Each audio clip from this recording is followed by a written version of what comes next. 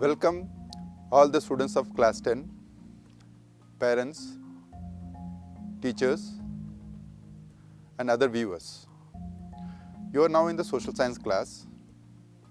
You are aware that social science constitutes history, geography, economics, political science, sociology, business studies and many others.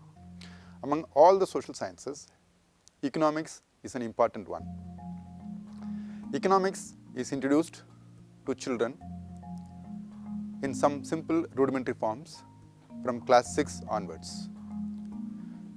From class 9 onwards, some of the important events, economic events, processes and some important concepts that we use in our daily life,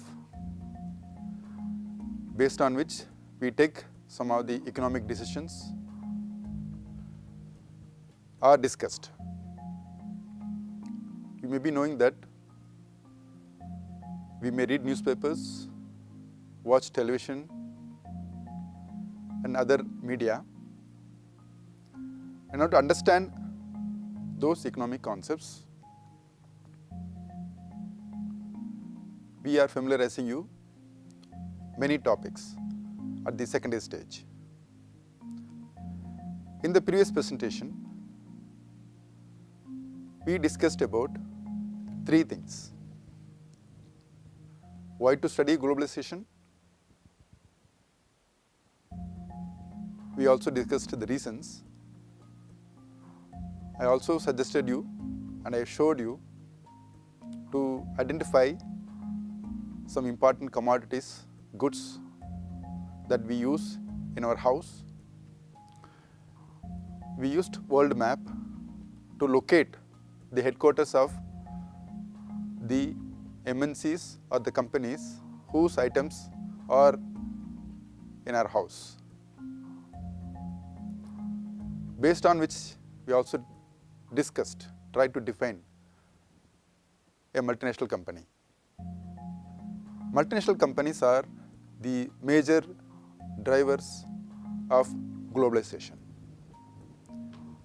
In this session, we are going to discuss about multinational companies in details. If you are a voracious student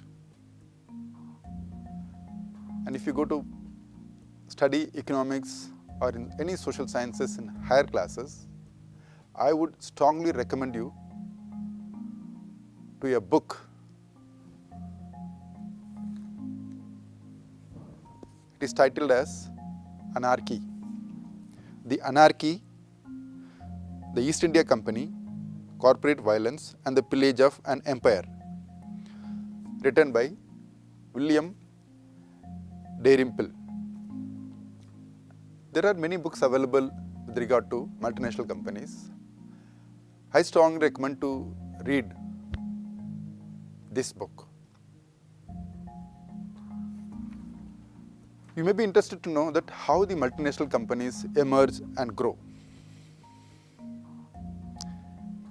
These companies initially produce goods or services close to the market in a small size and within the nation or within their own area. Let me give you an example.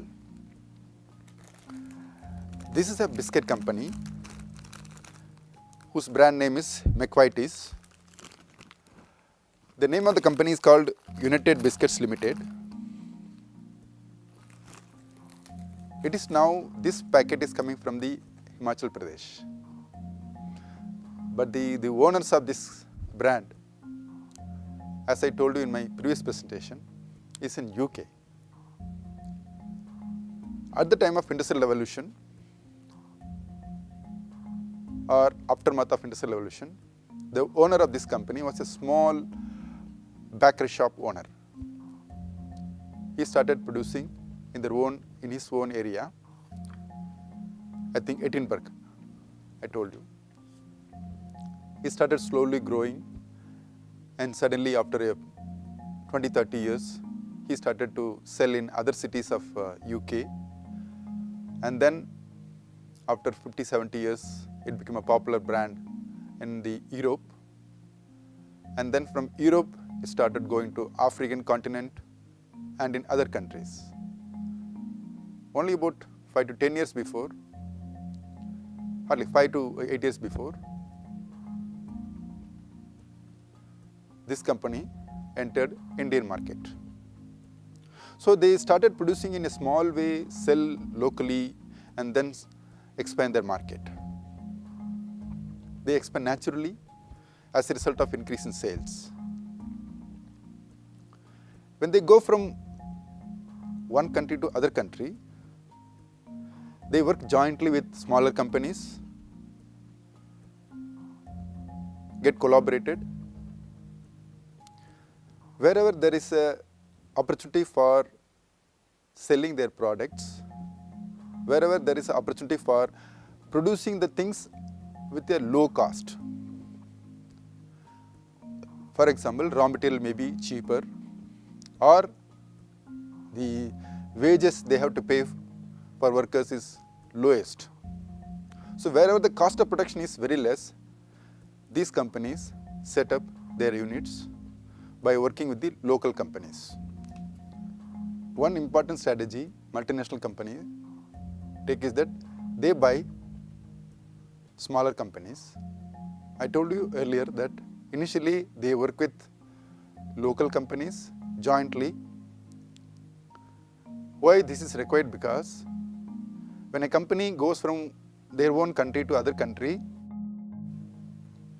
they would like to understand the nature of the market, how it is sold,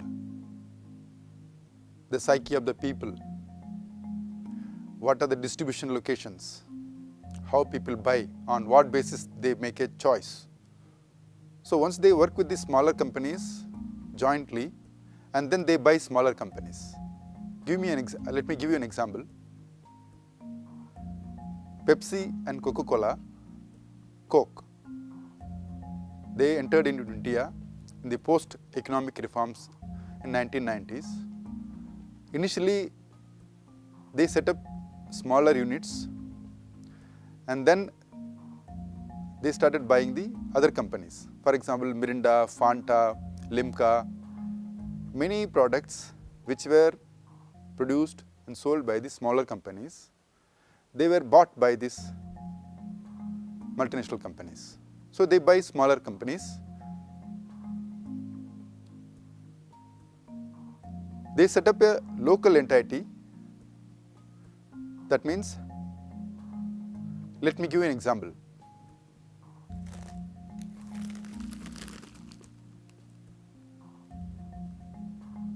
This is a biscuit brand called McVitie's. Its headquarters is in United Kingdom.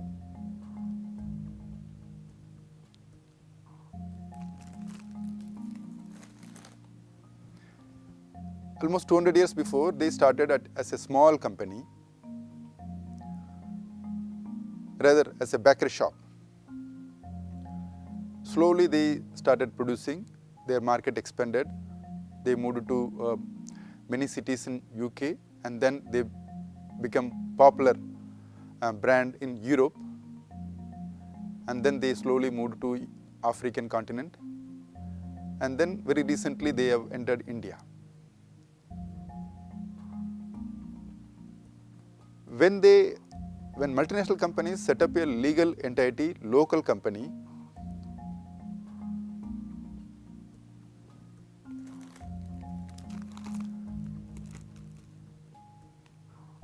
for example, this McVitie's, the name of the company is United Biscuits Limited. Its registered office is in New Delhi, and it is manufactured in Himachal Pradesh. They also face and give very tough competition to smaller companies and also their own competitors. If you are very much interested, you can watch a movie called Cola Wars. Very recently it is premiered in History Channel, a 2-hour movie. You can see how the Pepsi and Coca-Cola fought their competition to sell their products. You can ask your parents that 30 years before, what was the name of the brand of the television they had or they know about it. Solidar, Videocon and so on. But today in India, many of those companies were closed. Look at the name of the brand of television in your house. So many smaller companies get closed in this struggle. When multinational companies fight to market their products with other larger companies, consumers benefit, we users benefit much because the goods are available at a lower price. Multinational companies also deal with something called creative destruction. What is this creative destruction? This idea as an economic concept, social science concept, was introduced by the Joseph Schumpeter. He says that as technologies change, the nature of the commodities also change, and many companies have to close their shops. I'm sure you may be having the pen drive with you. Before the pen drive, we usually used, you can ask your elderly persons, your brothers and sisters, we used to have DVDs. Before that, we used to have CDs, compact discs. Before that, we used to have floppy disks. You can see in the screen all these items. So what happens in the process of creative destruction? All those companies which were producing floppy disks have to close down their shops. In the same way, all these companies which produce only CDs, they have to close their shops. Let me give you another example. All of you who are having mobile phones, particularly the smartphones, you may be taking photographs using your mobile phone, or your parents may be using, or your friends, relatives may be using. The mobile phone arrival has led to a company called Konica, which employed 150,000 workers. So that company has to shut their doors. In India also, though we may not be having a very hardcore evidence that the soft drink companies, Pepsi and Coca-Cola's arrival has led to closure of many fruit juice shops and the companies which were producing fruit juice. So multinational companies also have to deal with the creative destruction. Many commodities, they get outdated. For example, the companies which were producing wristwatches, they have to face closures because of mobile phone. If you are interested in watching a movie to understand how a person running a multinational company grow, challenges he or she faces, you can watch a Hindi movie called Guru. Look at this called bar diagram. 30 years before, in India, about 200 multinational companies were present. They were selling goods in a small scale. Today, nearly 1,000 multinational companies are there, selling their shops. Some of them may be getting established in India also. You may be interested to know that are these all like earning a lot of profits? Which sector in which they are earning a lot of income? In this graph, the revenues earned by the multinational companies are shown in two different points of time, in 1994 and 2014. These companies were grouped. You know how to classify. You must have studied in earlier presentations in the topic called sectors of the Indian economy, how to classify economic activities into agriculture, primary and secondary. Similarly, all the manufactured goods also can be further classified into different categories. So in this graph, all the manufacturing activities or even service activities also, they were classified into 8.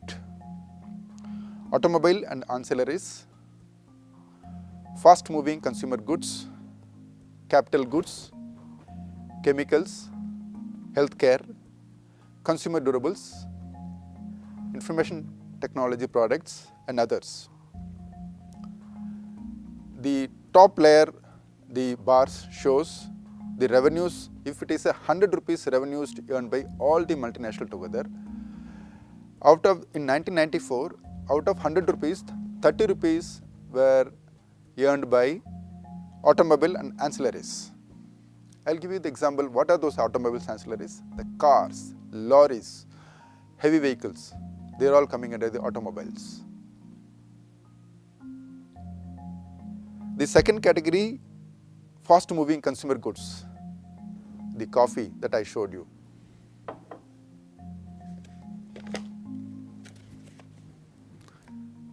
The wristwatch company, Fossil. The third item is called capital goods, heavy vehicles like tanks and the steel mills and so on, chemicals, healthcare, consumer durables. So if you look at the two bars, even in 2014 also the automobile industry is earning a lot of profits, nearly 30%. In 1994, information technology industry, they were nowhere in the market, in the scenario. In 2014, you can see them, almost 9% of the earnings were earned by the information technology industry. In the process of globalization, it is the multinational companies which engage themselves actively in the buying, selling, producing of goods and services. How do you understand that? In a macro level, in a larger level. For that, you need to understand some important economic concepts. They are called foreign trade. You also need to understand why this is happening. How the multinational companies increase from 230 years before to 1000 today in India. How do they come? Why did they come? They come in by the way of government and government's economic policy. That's called opening up of the economy. The term foreign trade means it includes export of goods and imports of goods. Exports means many garment industries in India, we export to other countries. We sell it to other countries. We means many companies. They produce and they sell it to companies and shops in other countries. That is called exports. Import means, for example, coffee. We import coffee beans. That means we buy from companies located in other countries and use it in India. That's called import. So when we discuss about import and export, that is called foreign trade. So what happened in the process of globalization? The multinational companies, their presence increases. What it means to be by the increase in presence of multinational companies? That means the companies, they bring in their technology, they bring in their money, they set up their units within the country. For example, this biscuit company, they bring in technology of how to make a biscuit. What are the ingredients, how to add, in what proportion. They also bring in money to set up units. You may be learning in class 9 what is meant by a working capital, fixed capital and so on. So they bring in money in the form of dollars, they set up their units. They also bring in a lot of other things. For example, sometimes they bring in vehicles, they bring in huge amount of expertise in marketing, and so on. So when they bring it, their capital, that is called foreign direct investment. You may be learning much about these concepts in higher classes. Many times, many multinational companies, they don't bring in money, hardcore cash, but they bring in something called transfer of investment. It happens digitally through computers.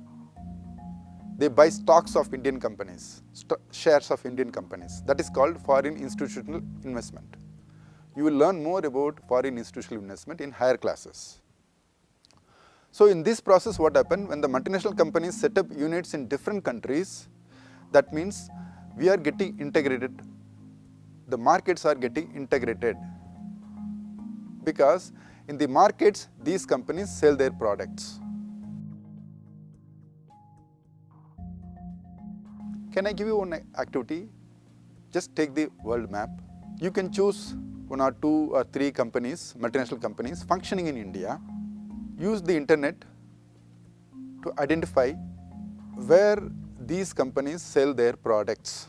For example, in the textbook published by the NCERT, there is one case study example is given, how Ford India, whose headquarters is located in America, has set up units in India, and you can come out, if you look at the websites of those companies, you can come to know what are the countries they sell their products.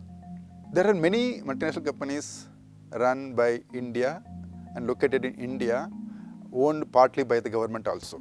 For example, Oil and Natural Gas Corporation Limited is a multinational company. It has oil shore units in many countries in Africa.